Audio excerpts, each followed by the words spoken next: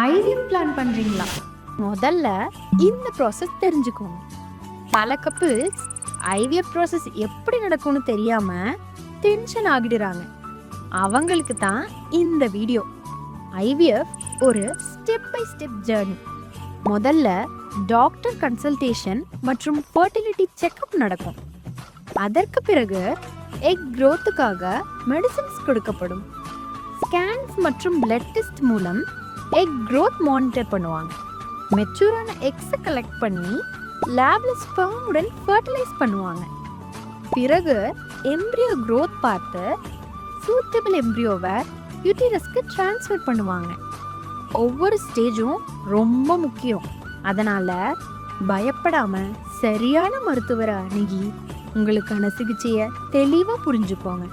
IVF பற்றின உங்க சந்தேகங்களை உடனே கமெண்ட் பண்ணுங்க.